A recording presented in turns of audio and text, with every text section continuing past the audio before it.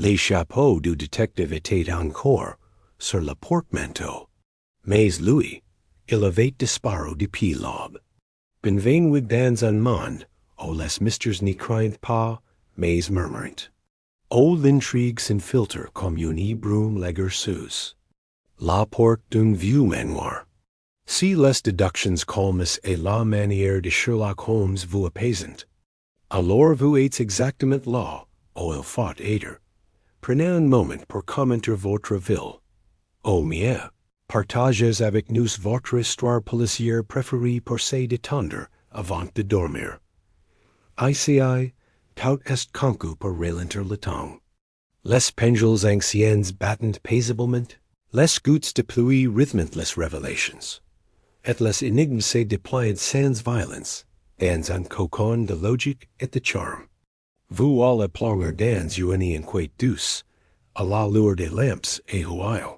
Dans une époque où chaque question portait un chapeau, et chaque indice sentait la tata blonde.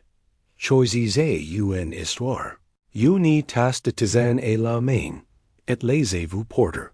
Si Sawyer, le mystère est votre BERC, USE dot, et si voyage vous plot, sachez que, la semaine prochaine, nous visiterons un village anglais, où les horloges semblent savoir plus que leurs habitants.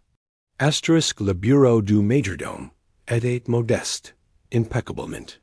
Range, sur le bois sombre du secrétaire, reposait un carnet de comptes, une plume ancienne, et une montre à gousset, irradié 21H47.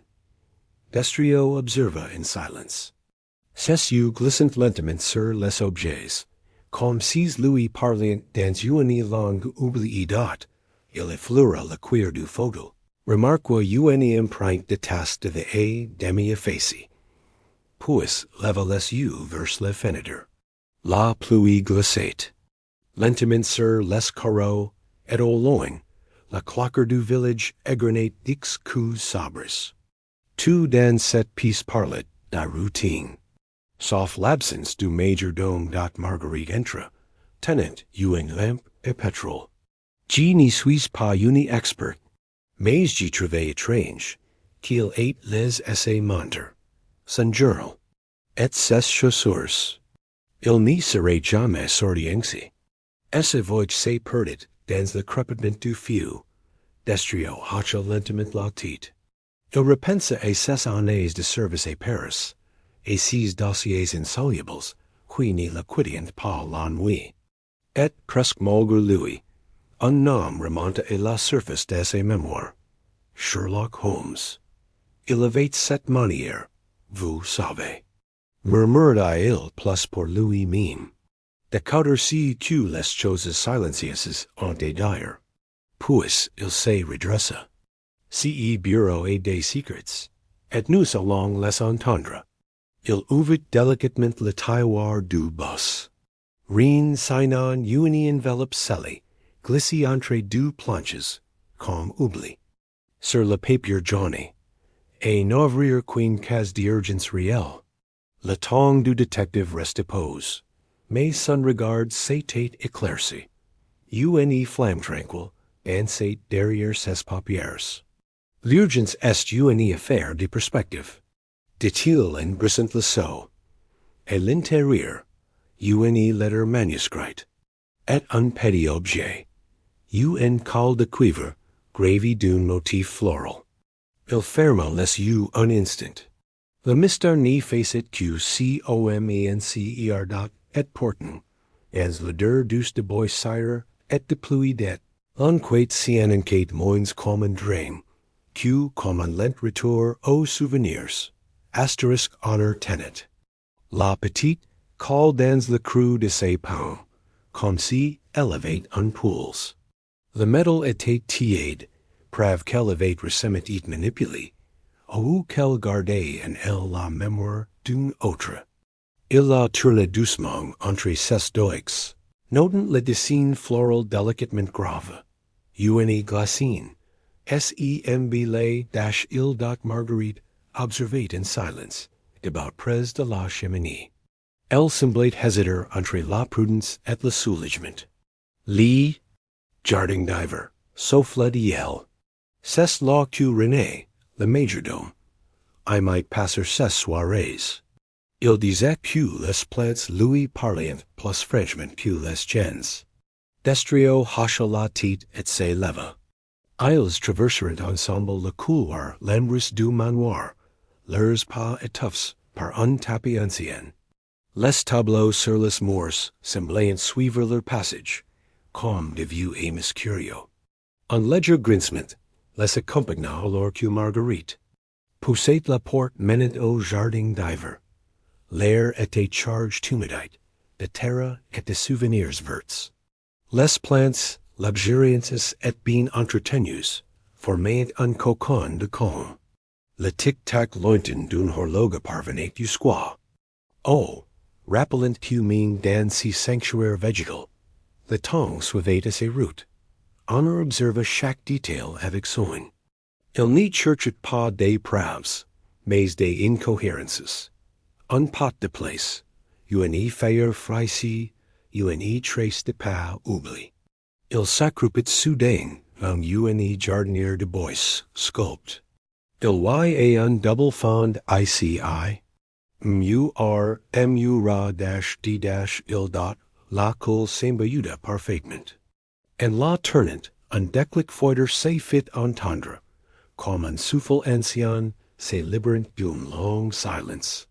Un petit compartiment s'ouvrit, révélant un cahier noir, et la couverture épaisse et un mouchoir broad taché d'une pointe brune. Sèche depuis longtemps, Destrio prit le cahier, l'ouvrit la première page. L'écriture était celle du majordome. Mais si n'était pas un journal intime, non, c'était un registre de conversations. Des phrases saisies sur le vif, des noms, des fragments. Madame D.V. subcon quelque chose, ni pas parler et voixote. Lunti, visite inattendue, accent allemand. Marguerite se figia, en laissant part de sa sunny Paul. C'est impossible. Il avait promis de n'y jamais écrire ses choses. Ses voix étaient tendues, mal de honte et de peur. Honor referma le carnet, lentement.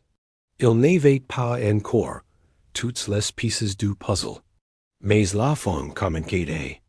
Ses designers, discrets, futurs, mais tenaces. That dans cette maison où même les fleurs semblaient de coudre, il savait que la vérité n'y pouvait rester cachée longtemps. Asterisk la nuit, tomba sans hate sur le manoir du Seine, envelopant ses pierres anciennes d'une voile violet et bleue. U.N.E. Brise leger soulevait par moments les rideaux de dentelle, laissant entrer les perfumes d'un jardin que personne n'osait visiter après le crépuscule. Marguerite, assise près de la fenêtre, observait la silhouette de Destrio dans la lumière vacillante d'une lampe et pétrole.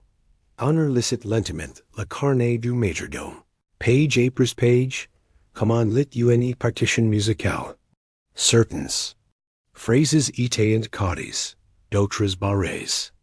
Des initiales revenaient souvent, D.V., F.A., bis. Rien n'était dit clairement, mais tout y était sugar. Et quitte du carnet, le mouchoir broad reposait sur la table. La tache brune n'était sans doute que vieux vengo du sang sec. Mais le silence qui l'entourait semblait lourd. De signification. Marguerite murmura. Si mouchoir appartenait à ma sœur, Florence. Elle est morte, il y a 3 ans. Elle détourna le regard. Destrio n'y répondit pas immédiatement. Il savait que certains souvenirs étaient comme des papiers anciens, trop secs, et ils se désintégrent dès qu'on les touchait. Il se leva, alla jusqu'à la bibliothèque, et tira un livre de médecine légale. Un volume qu'il avait les la 20 ans plus tit, dans une autre vie. Parlez-moi de Florence. Dit-il doucement, en revenant vers elle. D'ici, qu'elle savait, ou croyait savoir. Marguerite ferma les yeux, comme si elle écoutait une voix d'arrefois. L'elle disait que René, la majordome, savait-tu si qui s'est passé ici, qu'il tenait un dossier secret sur Shocking, mine sur moi. Elle soupira, mais je n'y ai jamais cru. Jusqu'à si soir. Un coup sourd les interrompit. Quelque chose, ou quelqu'un, venait de faire tomber un objet électrique. Supérieur. Honor se leva aussitôt, mais sans brusquerie. Son pas était feutre, contrôle presque cérémonieux. L'enquête n'y supportait pas l'agitation, dont il grimpa les escaliers, lampe à la main, et s'arrêta devant une porte entr'ouverte. Les chambres d'amis, et l'intérieur, tout semblait en ordre. Sauf un détail. Sur le sol, un livre ouvert. À la page marquée du nom, Sherlock Holmes. Un sourire discret traversa le visage de Destrio. Voilà un clin d'huile, mon cher. Puis, en se penchant pour ramasser le livre, il découvrit une autre chose. Un bouton de manquette d'or, gravé d'une B, astérisque. Le bouton de manquette luçait faiblement sous la lumière jaune de la. Destrio le tint entre deux doigts, le scrutin avec attention. Il était en or pale, discret, mais élégant.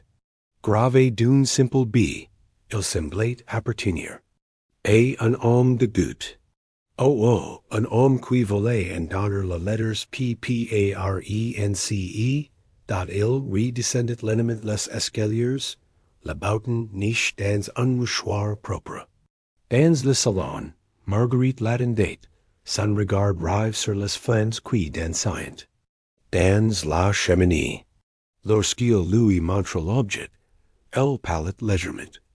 Bertrand, murmura-t-il, Bertrand? Répéta en il, en s'asseyant près d'elle. Bertrand Savigny. Un ami, plaidait, un ami de Florence. Ils étaient proches, autrefois. Il venait souvent ici mort. Puis un jour, il est disparu. Plus de lettres, plus de visites. Just un silence, et puis le drame. Destrio nota mentalement le nom. Il n'y l'avait pas encore croisé dans le carnet du majordome, mais peut-être sous les initiales B.S. Il ouvrit de nouveau le cahier, et la lueur du feu. Une note, écrite sur la page du mardi. B.S. est revenu. Marguerite ignore.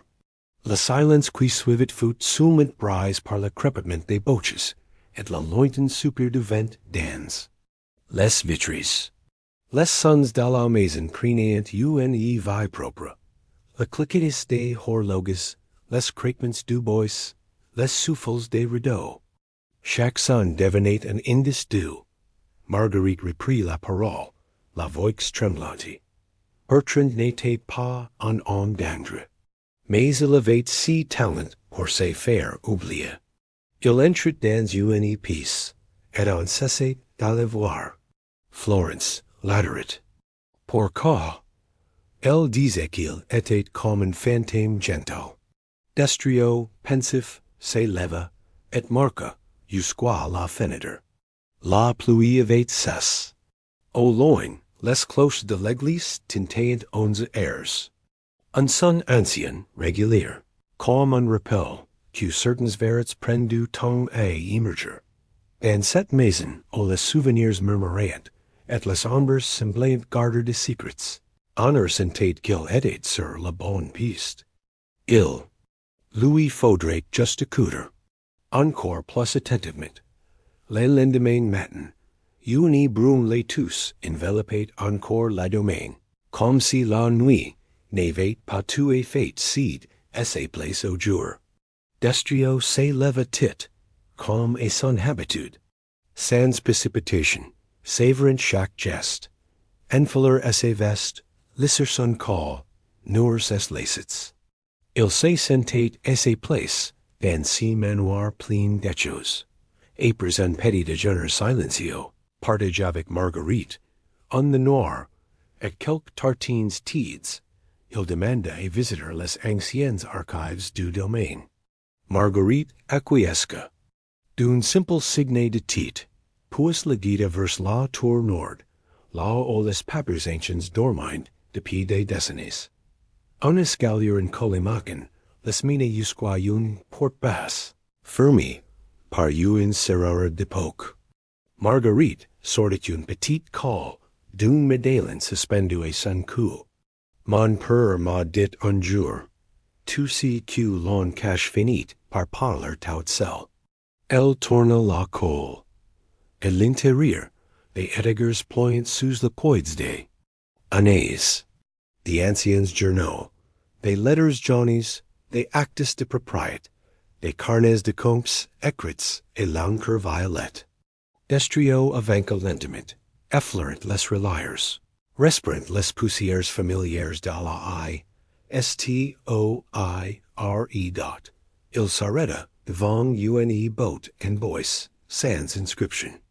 En l'ouvrant, il découvrit un petit dossier à la couverture bleue, relié par une ficelle. À l'intérieur, des notes manuscrites, toutes signées R, pour Rémy, le majordome. Il avait pris soin de crier tout ce qu'il voyait. Discrètement, méthodiquement, un passage attira l'attention de Destrio. Le jardinier entend parfois parler dans la bibliothèque et l'arbre, mais personne n'y s'y trouvait. Pater Bertrand, pas aider autre chose. Un autre ajoutait, Florence les yeux une lettre à Marguerite. Mais j'ai doute qu'elle ait lu. Destrio leva les yeux vers Marguerite, qui feuilletait un vieil album de famille. Avez-vous retrouvé une lettre de Florence après ses morts? Demanda-t-il doucement. Elle s'arrêta, hésita, puis hocha lentement la tête. Oui, mais je ne l'ai jamais verte. Elle était scellée. Et j'avais trop de peine. Je l'ai glissée dans le piano. J'y crois. Le regard de Destrio se posa sur la poussière flottant dans l'air. Les tongues semblaient suspendues. Le calme du loup, le froissement des papiers, le tic-tac de la monnaie dans ses poches, tout l'invitait à poursuivre. Avec douceur, asterisk le salon. Du manoir était plongé dans une lueur douce. Les rideaux tires tamisaient le jour naissant, et une fine poussière dansait dans les rayons d'ors. Le piano droit, contre le moursade, attendait en silence. Il n'avait pas eu jau depuis la mort de Florence, Céline Marguerite. Pourtant, il semblait toujours accorder une forme de présence. Destrio s'approcha avec précaution, comme si craignait de révéler un fantôme endormi sous les touches d'ivoire. Il souleva lentement le couvercle du clavier. Les notes, pourtant muets, semblant le regard. Il glissa la main dans le compartiment supérieur, juste derrière la mécanique. Ses doigts toucheront une enveloppe rigide, protégée dans un étui en papier. Il la sortit avec délicatesse, et la tendit à Marguerite. Elle hésita. Voulez-vous? Demandait-il, d'une voix presque enfantine. Honor hocha la tête. Et défit lentement le seau de cire, dont l'impriante portait encore la forme d'une camélia. À l'intérieur, une lettre soigneusement pliée. L'écriture était fine, nerveuse, et légèrement inclinée vers la droite. Ma chère sœur, si tu les cherches, c'est que je n'ai pas eu le courage de te parler. J'ai vu et entendu des choses que je ne comprends pas encore. Mais je sais que Bertrand n'est pas celui qu'il prétend être. Et je crois que René essaye de me prodiguer. Si m'arrive quelque chose, vieille dans la serre, sous la dalle du banc en pierre. Il lie. A une vérité que je ne peux pas porter seul. Le silence qui suivit la lecture était profond, comme si le piano lui-même retenait son souffle. Marguerite, assise sur la banque de velours ferme les yeux. Une larme glissa sur joues ens brutes. Elevate père, murmura-t-elle. Et je n'ai rien vu. Destrio posa doucement la lettre sur le pupitre du piano. Puis se tourna vers la fenêtre. Au loin, les cloches du village sonnent nerfers. Un autre matin communiquait, mais dans ce manoir, la passe venait de rouvrir. Les soyeux dot, il n'y avait plus de doute. Bertrand était revenu. Et le mystère de Florence n'était pas un simple chagrin. Il était devenu un fil que l'on devait suivre lentement, pétinant, jusqu'au dernier nude. Asterisk le jardin était encore humide de la pluie de la veille, et les feuillages laissaient tomber de petites gouttes lentes sur les dalles grises. Du chemin, Destrio marchait sans bruit, les mains dans les poches, respirant l'odeur terreuse et apaisante du matin. Marguerite l'accompagnait à distance, silencieuse, comme si elle marchait dans un souvenir dont la serre était ancienne, recouverte de vitreries légèrement opaques par le temps et le lichen. Des plantes grimpantes tapissaient une partie de la structure, et à l'intérieur, un cône dense régnait. La banque en pierre, au fond, était recouverte d'une fine coussin de mousse. Destrio s'agenouilla devant la banque, puis tapota doucement. Les dalles autres, une en particulier sonnaient plus creux. Il en retira délicatement la mousse, découvrant un rebord qu'il souleva avec précaution. Les dalles céda avec un petit grincement, révélant une cavité discrète, sèche malgré l'humidité environnante. À l'intérieur, une botte en bois fonce, couverte de poussière. Honor la sortit avec soin et la posa sur la banque. Marguerite, les mains joints, regardait sans oser s'approcher. Il ouvrit la botte lentement. À l'intérieur, un petit carnet, une photo ancienne, et une broche en argent, en forme d'étoile, la photo représentait Florence, souriante, au quitte de Bertrand.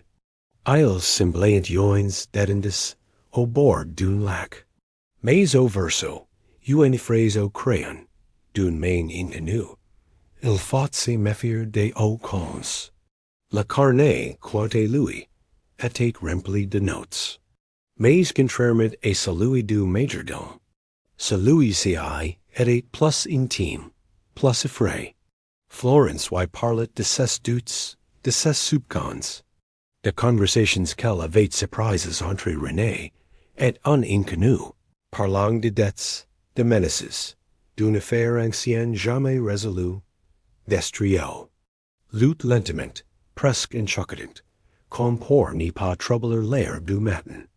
Marguerite est présente assise sur un rebord et cotait les yeux fermés. La broche dans ses mains, elle la faisait tourner doucement entre ses doigts. Elle savait, murmura Honor, et elle avait perdu tout le monde. Mime de toi, paître. Marguerite n'y répondait pas tout de suite. Puis, dans un souffle, j'étais jalouse d'elle, de ses lumières, de sa facilité à plaire. Mais je ne lui aurais jamais fait de mal. Le vent fit frémir les feuilles dans un murmure doux, comme un super ancien. Et Destria comprit-tu, le cœur de cette enquête n'était pas tenu par la mort, mais la douleur silencieuse de ce qu'on n'y dit jamais. Le carnet de Florence, referme, reposait à présent sur le rebord du banc de pierre, qu'on s'y avait besoin de respirer. Destrio le caressait du bout des doigts, pensif. Chaque page semblait un murmure d'angoisse retenue, un fragment. De verre contenu dans une encre presque trop léger date de retour dans le manoir. Marguerite alluma les lamps du salon. Le ciel s'était couvert, et une lumière grise emplissait les pieces. You ni pluie fine et régulière avec repris, calm. Un métronome du silence. Dans cette ambiance, Destrio demanda doucement, Bertrand est-il encore en vie? Marguerite n'y leva pas les yeux. G l'ignore. G n'est plus entendu parler de lui depuis la mort de Florence, mais récemment. You ni silhouette à it. Vue près du portail, la nuit. G l'ai prise pour you any illusion. Honor se dirigia vers le bureau, et ouvrit le tiroir, où reposaient les anciens registres de visiteurs. Il en fioletta un puis deux, jusqu'à ce que n'en attire son attention. B. Savigny. Date. Il y a 3 semaines. Discret. Just une signature et l'encre, noir, sans motif de visite. Il est revenu. La voix du détective était douce, presque bienveillante. Et G pense qu'il n'y voulait pas qu'on le sache. La pluie continuait de tomber, breaking le silence du manoir. Le feu crépitait doucement dans l'odeur, projetant des ombres vacillantes sur les boiseries. Destrio s'approcha de la fenêtre, observant le parc de Trempe. À travers les branches nues, il apricot un léger mouvement. Une silhouette sombre longit les haies, sous un parapluie noir. Elle avançait avec lenteur, comme si chaque pas était un souvenir douloureux. Marguerite s'éleva précipitamment, mais Destrier lui fit signe de rester dot. Il sortit sans brute. Le col relève, ses pas absorbés par le gré vermouille. Il suivit la silhouette des distances, contournant les arbres, se fondant dans le décor. Puis, sans prévenir, l'homme s'arrêta. Il se retourna lentement, comme s'il avait toujours su qu'on l'observait. Monsieur Destrio, dit-il, d'une voix basse, presque un murmure. Je me demandais quand vous me trouveriez. Le parapluie s'inclina légèrement. Bertrand Savigny avait vieilli, mais son regard était intact, calme, insaisissable. Comme si portait encore les mystères non résolus d'un passé trop lourd. Destrio n'y dit rien. Le moment n'était pas à l'accusation. Il était à l'écoute. Car certains secrets n'y se dévoilent qu'au rythme lent de la pluie. Sur les pierres, asterisk la pluie tombait doucement, rythmée et discrète, comme une vieille chanson oubliée. Bertrand Savigny tenait toujours son parapluie noir, mais il avait baissé la tête, offrant son visage à l'averse, comme pour se lever. D'un souvenir trop longtemps garde, Honor Destrio s'arrêta à quelques pas de lui, les mains dans les poches, silencieux. Il n'y valait pas brusquer cet instant suspendu. Le vent faisait brousser les feuilles mortes au sol, ajoutant au décor, une musique fragile et tranquille. Pourquoi êtes-vous revenu, Bertrand? Demanda enfin Destrio, d'une voix basse. Presque tendre, Bertrand leva les yeux. Son regard était usé, mais lucide. Pour repérer si que j'ai les derrière moi. Si que je n'ai pas eu le courage d'affronter. Il y a 20 ans. Florence, René, Marguerite. Le silence est tout couvert, mais jamais effacé. Ils se mirent et marchent lentement, quête à quête, suivant un sentier, qui menait à un petit kiosque de jardin, abrite sous des glycines enchevêtrées. Là, à l'abri de la pluie, Bertrand s'assit sur la banque de pierre, tandis que Destrio restait debout, comme un gardien du temps. Florence vous, I might. Dit Destrio, sans détour, mais sans accusation. Mais elle doutait de vous. Elle avait peur. Bertrand ferma les yeux. Une expression de douleur tranquille passa sur son visage. Elle avait raison. J'étais impliqué dans des affaires. Du tous. Des dettes déjà, des créanciers. Et un homme est venu me proposer un arrangement. Il voulait utiliser le domaine pour des rendez-vous discrets. René a concris. Florence a concris. Moi J. Fui. Levent intensifie allégerement. Soulevant une odeur de terramouillis et de vieilles pierres. Bertrand poursuivit. René voulait tout reveler. Il m'a donné ultimatum. Et puis j'ai disparu. J'ai eu peur plus long pense que j'étais responsable de ce qui est arrivé Florence. Je n'y l'étais pas, mais j'y portais déjà trop de fautes. Destrio écoutait, les yeux fixés sur un point invisible dans le jardin. Puis il parla, très lentement. Florence et les une lettre. Elle pensait que vous n'étiez pas seul. Hugh d'autres noms étaient mails et cette histoire. Elle parlait d'une colle et d'une banque. Bertrand acquiesça. Il y avait un autre homme. Je n'y connaissais pas son nom, mais il parlait avec un accent du Nord. C'est lui, qui a proposé la change. René a tout écrit, j'y crois. Il m'a dit un jour, si j'y tombais, j'aurais les mis cailloux. Un silence s'installa, mais il n'était pas pesant. Il appartenait à ce genre de silence rare, qui réconforte plutôt qu'il ne crée. Puis Bertrand ajouta, dans un souffle, je suis revenu pour confesseur, pas pour me défendre. Destrio hacha doucement la tête. Il savait que la vérité ne répare pas toujours les choses, mais elle les éclaire. Et dans cette lumière douce, parfois, on trouvait enfin un peu de paix. Asterisk la pluie avait cessé. Celle restait un ciel pâle. Cotonneau, Odysseus du domaine endormi.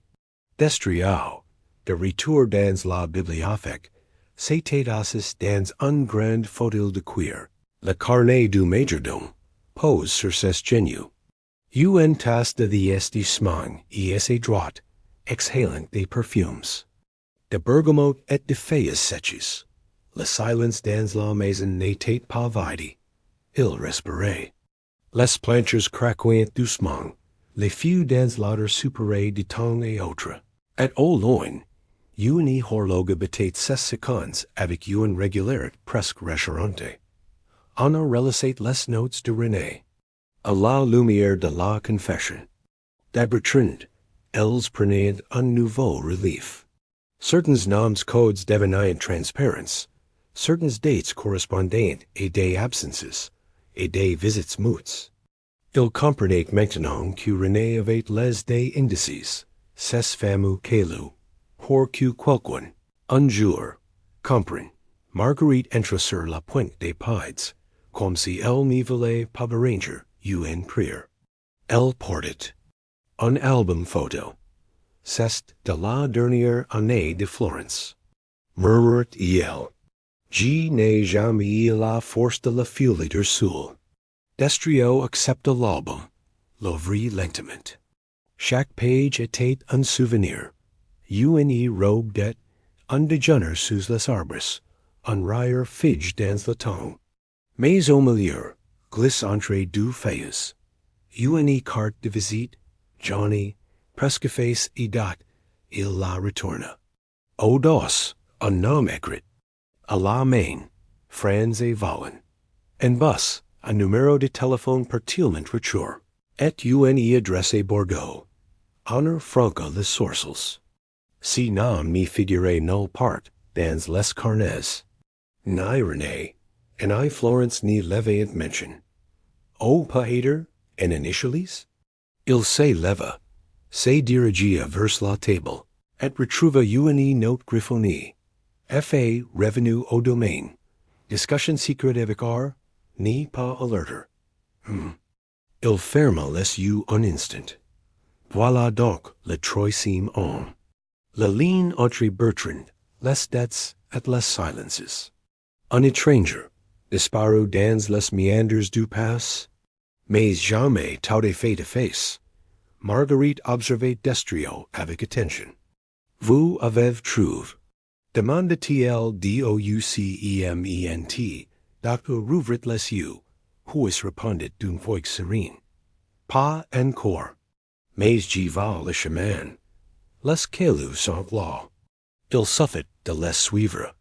Et dans cette vieille maison où le mystère n'avait jamais été un monstre, mais plutôt une énigme mélancolique, Destrio sava qu'il toucherait beated, au cours de l'histoire. Asterisk le lendemain, à l'aube, un léger brouillard s'était glissé à nouveau sur les allées du manoir. Destrio, fidèle à son habitude, se levait, marqua dans le jardin encore humide, puis s'installa dans le petit bureau à la rue de la maison, face à la bibliothèque. Sur la table, la carte de France et Valen, un carnet de notes. Et UNEVL ligne téléphonique encore FONCTIONNELLE. Il compose lentement le numéro. Un esprit que derrière six chiffres feins. Quelqu'un répondrait encore. Après trois tonalites, une voix grave, marquée par les années mais étonnamment claire, répondit. Hola, Monsieur Valen? Demanda Destrio. Ici Honor Destrio. Je vous appelle depuis le manoir du Chaîne. Cela concerne une affaire ancienne. Et la mémoire de Florence de Valmont. Un long silence suivit. Puis, une expiration lente. Je me doutais que ce jour viendrait, dit l'homme. Puis je vous rencontre? 2 jours plus tard, Franz et Valen arriva au manoir. Un mince, droit malgré l'âge, vêtu d'un manteau long et d'un chapeau en feutre. Il avait l'élégance discrète de ceux qui ont vécu des vies d'ambre. Il entra dans le salon, retira ses gants, salua Marguerite d'un regard plein de retenue. Destrio lui servit the fumant. Le temps s'arrêta presque dans la pièce, comme pour ne pas troubler la solitude de l'instant. Puis Franz parla, lentement, posement. En 1997, j'ai envoyé Bertrand par un créancier de Bordeaux, une dette ancienne. J'ai proposé une solution discrète, utiliser une dépendance du manoir pour des réunions en échange d'un effacement. Part-il, René a tout découvert. Il m'a menace, puis m'a propose une autre voie. Prévenir Florence. Il n'y l'a jamais fait. Marguerite écoutait sans bouger, comme figée. Alors c'est vous, celui qu'elle craignait? Franz hocha la tête. Je n'étais pas violent, mais j'étais dangereux, à ma manière. Je savais que ma présence compromettait trop. De choses, j'ai quitté la France. Mais j'ai les des traces, malgré moi. Il sortit de ses poches un petit carnet noir, identique à celui de René. Il écrivait tout, mais il n'envoyait aussi des copies. Par pair, ou par stratégie. Je crois qu'il espérait que, de loin, je prodige Florence. Mais je suis parti trop tôt, Destrio prit le carnet. Et l'intérieur, les mêmes dates, les mêmes noms. Mais une page, absent chez René, signé. Si Florence tombait, cherchez la broche. Marguerite posa la main sur ses poitrines. Elle est là, dans ma chambre. Je la garde depuis des années. Je n'ai jamais compris pourquoi. Destrio se leva lentement. Je crois que cette broche est la call finale. Le dernier caillou. Dat dans le silence apaisant de la maison. Et puis, troublé par le craquement du feu, et le lointain roulement d'un train de campage, les derniers fils du mystère, communicant et centraliser. Asterisk la chambre de Marguerite était bénie d'une lumière douce, filtrée par les rideaux ivoire, que Florence avait causé elle-même, autrefois. Chaque meuble semblait appartenir à une autre époque, patine par les années, mais conserve avec tendresse. Le parquet grinquait doucement sous les pas de Destrio, comme pour lui murmure que si qu'il se prêtait à découvrir allez changer la mémoire du loup. Marguerite, silencieux, ouvert un petit coffret, pose sur la coiffeuse. Et l'intérieur, la broche en argent en forme de toile, légèrement tournée, mais intacte. Elle la tenait entre ses doigts depuis tant d'années, sans en connaître le poids véritable. Elle la tendait à honneur, avec un super long comme une nuit d'hiver. Elle la prit avec délicatesse, puis s'assit près de la fenêtre.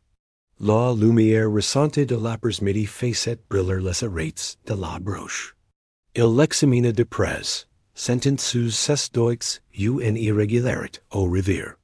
Il sortit ses loupe de poche, un vieux réflexe, et découvrit un minuscule mécanisme près du fermoir. Avec précaution, il pressa sur le point central.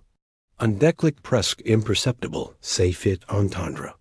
Un compartiment minuscule s'ouvrit. Révélant.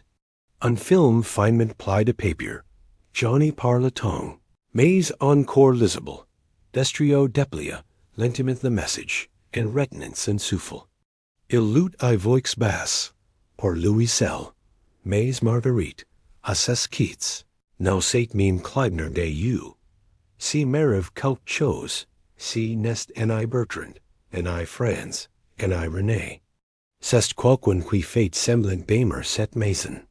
Quelqu'un qui veut la posséder à tout prix. Cherchez dans le registre notarial. J'ai signé un document que je n'ai jamais compris. Mais, destrio, releva la tête. Il relut encore une fois. Puis il leva les yeux vers Marguerite. Si n'est pas Florence qui est écrit cas. C'est René. Il la glisse dans la broche, non pas pour Florence, mais pour que jour, elle vous tombez d'ici. Il voulait vous avertir, contre quelqu'un très proche. Marguerite se couvrit la bouche, ses yeux semblants. Les notaires. Les testaments. Il a été modifié après la mort de mon père. Mais je n'y ai jamais prêté attention. C'est moi qui la demande à René. Alors, il vous est protégé à sa manière. Murmura destrio. Florence a été prise au piège de cette guerre silencieuse.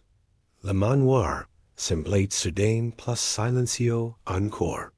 Comme si égautait, comme si savait. Honor se leva, tenant toujours la broche dans ses paumes. Il nous fait voir. C.E. registre. Maintenant.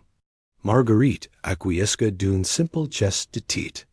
Et, sans un mot de plus, ils quittèrent la chambre en laissant derrière eux les rideaux flotter au rythme d'un vent léger, témoin discret d'un vrai enfant. P.R.8 et noter. Asterisk la pièce des archives notariales se trouvait au fond du manoir, derrière une porte souvent oubliée, aux gants grincants et aux bois blanchis par les années. C'était là, dans un silence presque religieux, que reposaient les contrats, testaments, actes de vente, témoins mutes des alliances, trahisons et héritages du domaine de Valmont.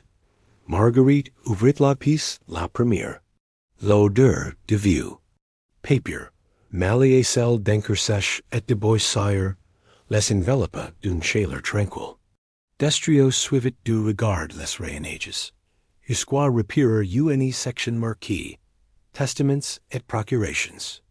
Il tendit la main, effleuant les tranches fatigues, jusqu'à trouver le volume de l'année indiqué par la note cachée dans la broc échidate. Il s'assit à la grande table de chaîne, sortit ses lunettes, et commença à lire. Chaque ligne était lenti, passé. Le silence de la pièce aidait à la concentration, mais c'était un silence doux, celui que n'y vit pas briser. Puis, au détour d'une page, il s'arrêta. Une ligne en particulier. Un document signed de la main de Florence, mais dans des circonstances inhabituelles. Le texte stipulait qu'elle renonçait à ses droits sur une partie des terres du domaine, en faveur d'un certain M. Dalmas. En nam inconnu jusqu'là, si non mi dit rien, demanda-t-il et Marguerite, en lui montrant la page. Elle blâmait. C'est le notaire lui-même, Marcel Dalmas. Il est venu plusieurs fois, dans les années qui ont suivi la mort de notre père, toujours aimable, toujours serviable. Je n'ai jamais pensé le soupçonner. Destrio acquiesce doucement. C'est souvent ainsi. Les voleurs de silence avancent dans les pas les plus voiders.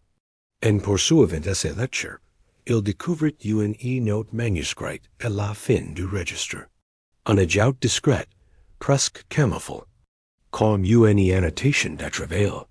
En y licite, signature obtenue, motivée par pressions familiales, pas de témoin présent. Il ferma lentement le registre. L'encre du passe parlait enfin.